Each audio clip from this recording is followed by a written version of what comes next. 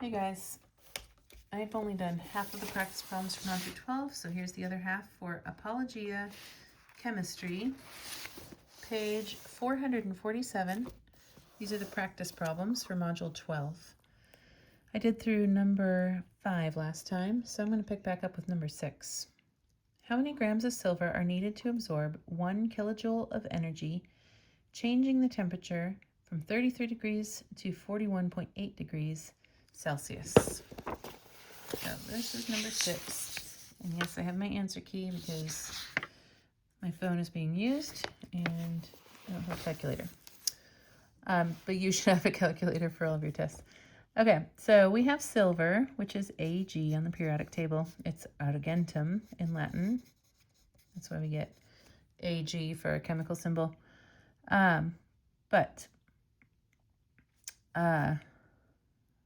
First, so we're going to be using that same equation that we've been using all along, right? Q equals mc delta T.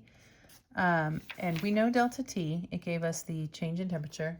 We know 1 kilojoule of energy, that's Q. And we know the specific heat of silver by looking in our table. So what we're looking for is the mass, okay? So Q is given to me, it was 1 kilojoule. But our specific heat is in joules, so we need to convert this. I know that in 1 kilojoule, there are 1,000 joules. So I've got 1,000 joules of energy. And then what is my delta T? My final temperature was 41.8 degrees Celsius minus the initial, which was 33.0. So my change in temperature was 8.8 degrees Celsius. Okay, now I've got all my quantities except mass. And what I'm looking for is mass here. So to get mass alone, since this is times C times delta T, I need to do the opposite of times, which is divide. And whatever I do to one side, I have to do to the other. These will cancel out, and I'll be left with mass equals Q divided by C delta T. And now I can just plug in my numbers. Q is 1,000 joules. C, I can look in my textbook at the chart to find the C of silver, which is 0.233 joules per grams Celsius. And, oops, the parentheses is too small. My delta T was 8.8 degrees Celsius.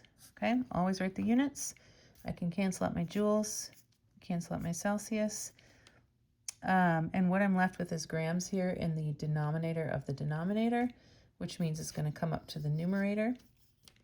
In my calculator, I'll plug in 1,000 divided by, excuse me, divided by 0.233 equals, divided by 8.8 equals, and the answer is 490 grams.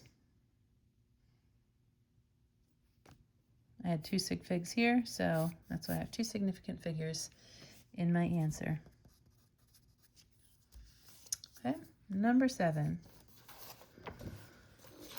A calorimeter is filled with 150 grams of water at 24.1 degrees Celsius. A 50-gram sample of a metal at 100 degrees is dropped into this calorimeter and causes a temperature increase of 5.4 degrees Celsius. What is the specific heat of the metal? Ignore the calorimeter in this problem. So this is exactly like what we did in lab. We had our styrofoam cup calorimeter that was filled with water. We heated a metal and dropped it in. We measured the delta T of the water. So we had our initial temperature of the water and then got the temperature at the end. We measured our delta T of the metal. We heated it up, let's see, to 100 degrees to boiling. So that's what we did in lab too. Heated up to 100, dropped it in, and then measured its temperature by measuring the temperature of the water once they came to equilibrium and were the same. We knew the mass of the water. That was 150.0 grams. And the T initial of the water was 24.1 degrees Celsius. The T initial of the metal was 100. And it caused a temperature increase of 5.4. So we know our delta T is 5.4 degrees Celsius. So since our T initial was 24.1, I know that this must be the T final has got to be these two plus each other, 29.5 degrees Celsius. The T final of the water is actually the T final of the metal as well, because like I said, they come to equilibrium and they're the same temperature at the end of the experiment. Now, what is the specific heat of the metal? So I actually have everything I need to solve this problem with my good old equation, Q equals mc delta T. How many times have we used this now? So I'm going to calculate the Q for the water. I have the delta T of the water. I know the C, the specific heat of the water from my table, and I know the mass of the water. So I can calculate Q of the water. The mass is 150 grams. The C of water is 4.184 joules per grams degrees Celsius. And again, write your units every single time. Delta T was 5.4 degrees Celsius. So when we dropped the hot metal in there, the water got hotter. So that's why our delta T is positive. Now in your calculator, you'll type in 150 times 4.184 times 5.4 equals, and that would be 3400, right? 1, 2, 3. Yep, joules. So this is the Q of the water. This is how much energy, Q is energy, how much energy the water received from the metal. I forgot to cancel my units here. Grams cancel with grams. Celsius cancels with Celsius. I have joules there. Okay, so this is the energy received from the water. What is the energy lost by the metal? It's the same, but negative of the energy the water received, because the metal just transferred its heat, its energy, to the water. So I know my Q metal, it's just negative 3,400 joules. And I'm going to use this equation again, but do it for the metal now instead of the water. I'm looking for, I know the mass of my metal, right? Did it tell me the mass? This is number 7. Yes, 50 grams. The mass of the metal is 50.0 grams. Forgot to write that down. So I know the mass of the metal. I don't know the C, the specific heat, but I do know the delta T. It's right here. We started off at 100, and we got down to 29.5. So 29.5 minus 100 gives me, my metal got colder, so the delta T is going to be negative. And they didn't write it in the answer key, so I'm going to have to do it by hand. 29.5.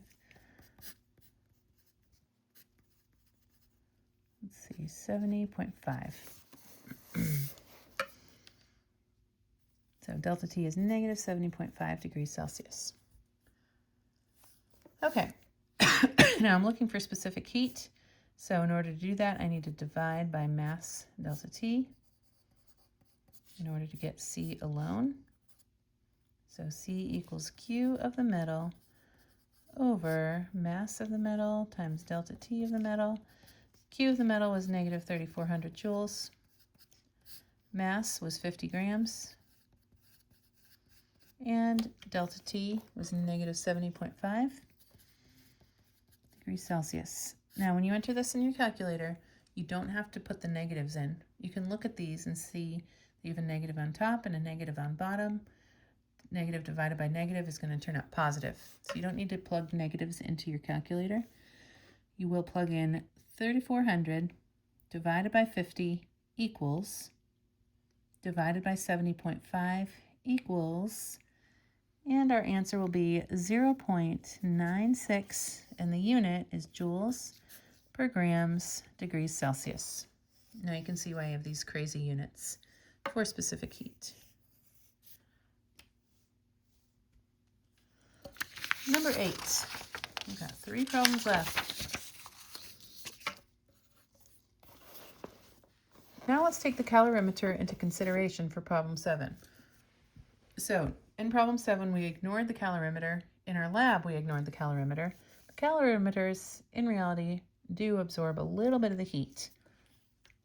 The calorimeter has a mass, so this is the mass of the cal.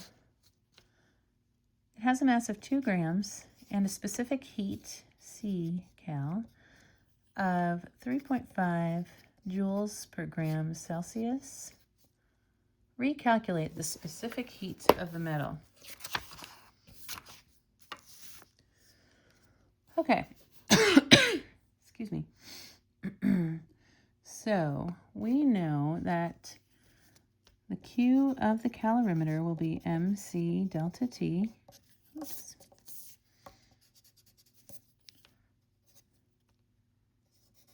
So Q cal is equal to its mass times its C,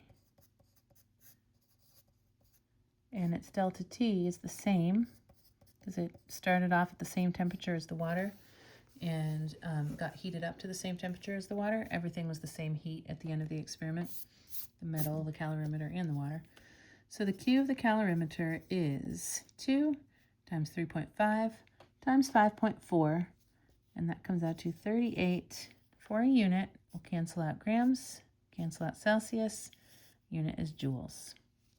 So that's the Q of the calorimeter. Now, our calorimeter equation, I'm going to do it over here, is negative Q of the object, which in our case is metal,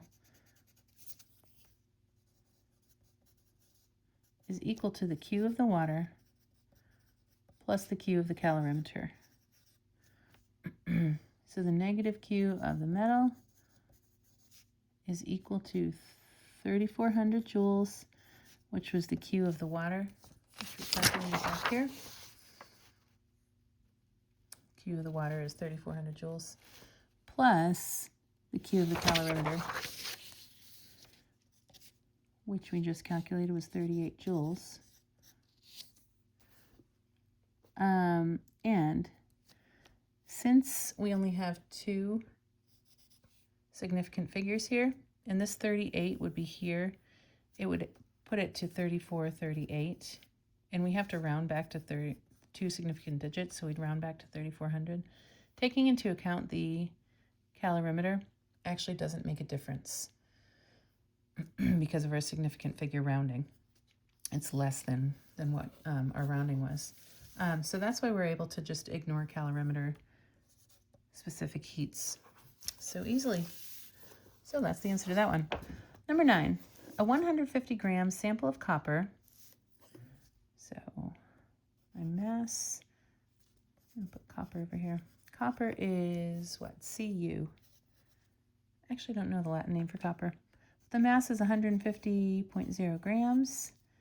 And they gave us the specific heat, 0.3851 joules per gram Celsius, was heated to 200 degrees Celsius. It is dropped into a 5 gram calorimeter. So for our calorimeter, we have the mass is 5.0 grams. And the specific heat they give us as 50.0 joules per gram Celsius with 175 grams of liquid. The liquid was initially at 25 degrees Celsius, and the temperature increased to 31.2 by the end. So we know everybody's T final at the end was 31.2 degrees Celsius. And our calorimeter was initially at 25 degrees Celsius, and our T final for the calorimeter was 31.2. And then we have our liquid, which we have our mass at 175.0 grams. We don't know the specific heat of the liquid. We do know it's T initial and T final. Oops. Because they're the same as the calorimeter. The calorimeter and the liquid were all at the same temperature together. So the T final is 31.2. So what we're trying to find here is the specific heat of the liquid. So it's not water, it's some unknown liquid, and we're going to have to go through a bunch of different steps to get there. So we have all of the information for the copper.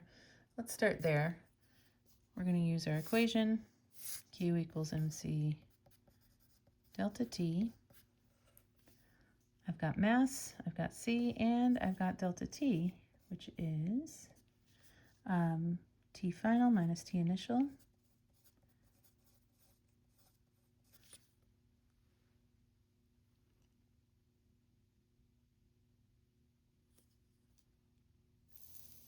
And what is that? Negative 168.8. Okay, so that's the delta T. So for copper, 150.0 grams is the mass times C, 0.3851 joules per grams degrees Celsius, and delta T, negative 168.8 degrees Celsius. Again, you do not need to put the negative in your calculator. You can just see there's one negative here, so my answer is going to be negative. Okay, in the calculator, we'll do 150 times 0.3851 times 168.8. And my answer for the Q copper will be negative 9,751 joules.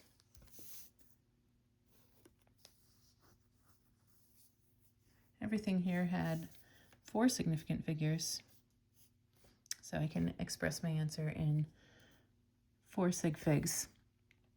My copper was losing heat when it went in the calorimeter, and so that's why it's a negative number. Our delta T was negative.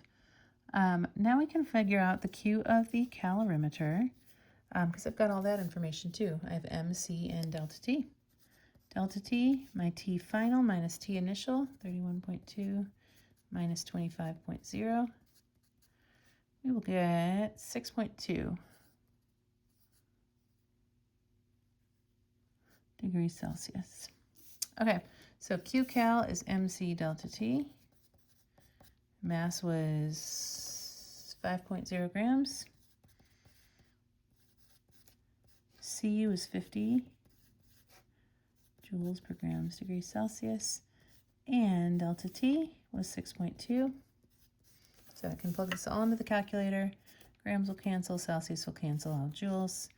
And the QCal is equal to 5 times 50 times 6.2 equals 1,600 joules.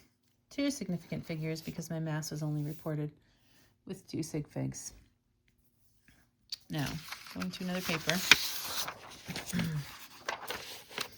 I have my Q copper and my Q cal, and my calorimeter equation is Q of the copper is equal to the Q of the liquid plus the Q of the calorimeter.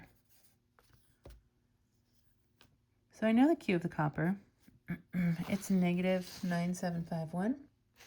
My equation has a negative in it, and then I'm going to plug in the Q copper, which is negative 9,751.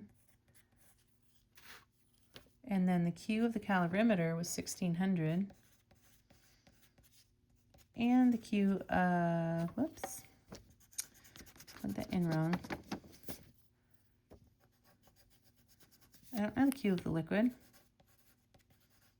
So the Q of the calorimeter was 1,600. Okay, so now I can solve for Q of liquid by subtracting 16, it's a plus, right? Subtracting 1,600 from both sides. This guy over here is a negative negative, so it's going to become positive. So my answer is going to be 9751 joules minus 1600, because I had to subtract that from both sides. And my answer will be 1518. 8151 joules. Significant figures. We had two sig figs here, so we need to round this to 8200 joules. Now, the Q of the liquid equals mc delta T. Now I know the Q of the liquid. For my liquid over here, I know the mass, and I know the delta T, which is just 31.2 minus 25, 6.2 degrees Celsius. What I'm looking for is the C of the liquid. So I can solve for C by dividing by m delta T. M's cancel out, delta T cancels out. C equals Q of the liquid over m delta T. And let's plug in the numbers. Q of the liquid is 8200 joules. The mass of the liquid was 175.0 grams. And the delta T of the liquid is 6.2 degrees Celsius. Okay, in your calculator, you'll type 8200 divided by 175 equals, divided by 6.2 equals, and the answer is 7.6 joules per grams degrees Celsius. This is the specific heat of my liquid. That was quite long. We have one more. Number 10. A 345.1 gram sample of copper at initial temperature of 100 degrees is dropped into a 4.5 gram calorimeter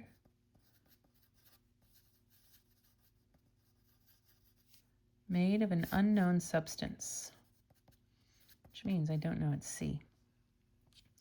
If the calorimeter, this is my metal, if the calorimeter has 150 grams of water in it and the temperature changed from 24.2 degrees Celsius was my T initial, changed to my final temperature of 25.1 degrees Celsius, what is the specific heat of the calorimeter? So I know the C of water is 4.184 joules per gram Celsius. I can calculate my delta T. It's 25.1 minus 24.2, which is 0.9, right? It gained 0.9 degrees Celsius.